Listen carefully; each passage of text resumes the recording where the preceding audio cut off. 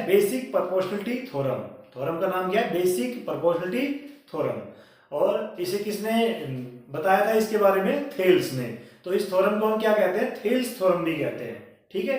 और chapter wise अगर माने तो इसको हम लिखते हैं थ्योरम 6.1। ट्रायंगल जो चैप्टर है 6 चैप्टर है और उस चैप्टर के हिसाब से हम इसको लिखते हैं थ्योरम 6.1। और नेम वाइज लिखे तो क्या लिखेंगे? Thales theorem. और इसमें इसके डिटेल वाइज लिखे तो क्या होता है? Basic proportionality theorem. इसके अंदर क्या दिया हुआ है? बेसिक प्रोपोर्शनलिटी की बात की जाती है। ठीक है। तो क्या पढ़ेंगे इसमें? बहुत एग्जामिनेशन पॉइंट ऑफ व्यू से बहुत इंपॉर्टेंट थ्योरम है। हर तीसरे एग्जाम के अंदर 101 या मतलब रेगुलर जो 3 पेपर हो रहे हैं उनमें से हर 3 में से एक पेपर में ये जरूर आती है। ठीक है। तो यहाँ पर बेसिक प्रोपोर्शनलिटी थ्योरम है क्या? Thales theorem is if a line is drawn parallel to one side of a triangle. एक ट्रायंगल की एक साइड के पैरेलल कोई एक लाइन हमने ड्रा की। ठीक है। इस साइड के पैरेलल हमने एक डी लाइन खींच दी। उसके बाद to intersect the other 2 sides, बाकी जो दोनों साइड है उनको इंटरसेक्ट करती हुई, जैसे इस लाइन के तो पैरेलल हो गई, इन दोनों को इंटरसेक्ट कर रही है। इसको कहां पर काट रही है? डी के ऊपर, और एसी को काट रही है ई के ऊपर। क्लियर है यहां तक? उसके बाद are divide in the same ratio. तो ये जहां पर काट रही है ना, ये इनको सेम रेशियो की डिवाइड करेगी। मतलब ये लाइन इसके पैरेलल है तो होना क्या चाहिए? ये इसको और इसको सेम रेशियो के अंदर डिवाइड करेगी। मतलब इसका रेशियो इसके साथ और इसका रेशियो इसके साथ सेम होना चाहिए। तो हम प्रूफ में वही लिखते हैं, किसका रेशियो? ए डी का रेशियो डी बी के साथ, ए डी का रेशियो डी बी के साथ, और ए ई का रेशियो ई सी के साथ। ये क्लियर हो गया? ठीक है। अब इसमें जो गिवन है वो लिख देते हैं। ट्रायंगल एबीसी के अंदर क्या गिवन है? डीई पैरेलल है बीसी के। डीई और बीसी है क्या है? पैरेलल है। ठीक है। उसके बाद हम कुछ कंस्ट्रक्शन करते हैं अपनी तरफ से। क्या करेंगे? सबसे पहले ड्रा करेंगे EF perpendicular to AB। E से F एक लाइन खींचेंगे जो AB के ऊपर 90 डिग्री का एंगल बनाए। तो यहां पर मान लो 90 डिग्री का एंगल बना दिया इसने। क्या नाम है इसका? F। इसने 90 डिग्री का एंगल बना दिया।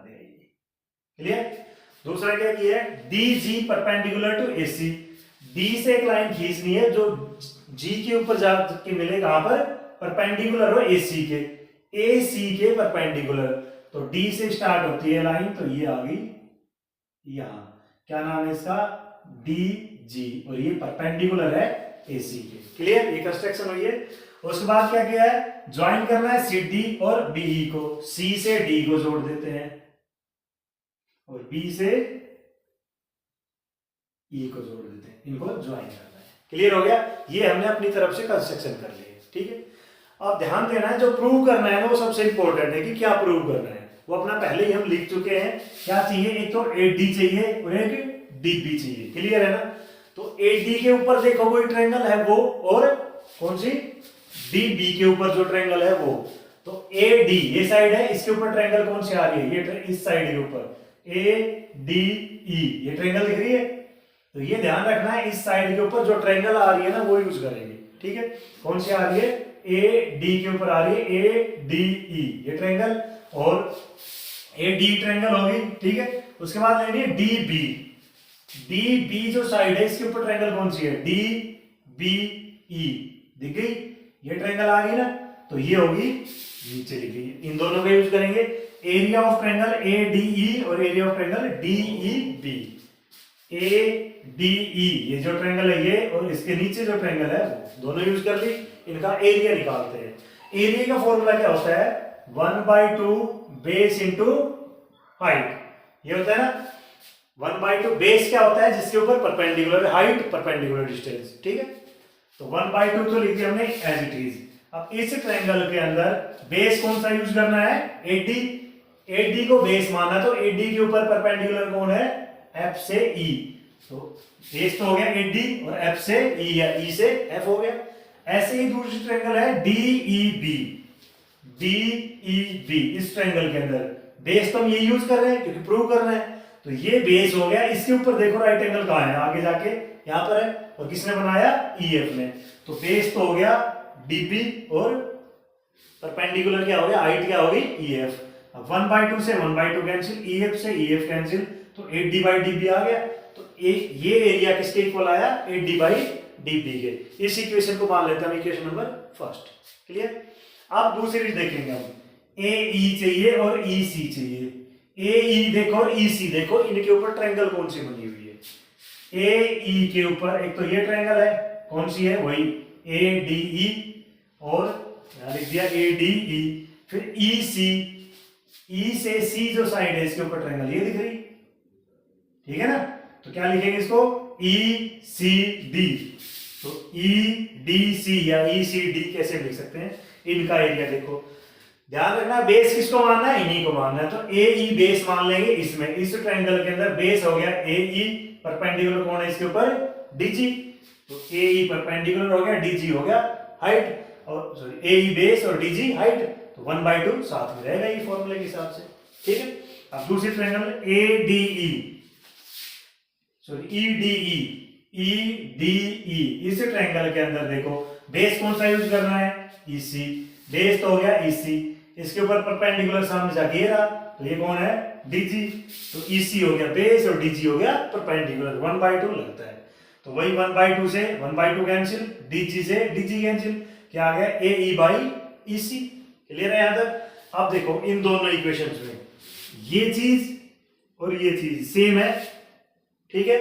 अब ये देखो ये दूसरी चीज, area of D E B और E D C, D B E और ई डी सी, ठीक है।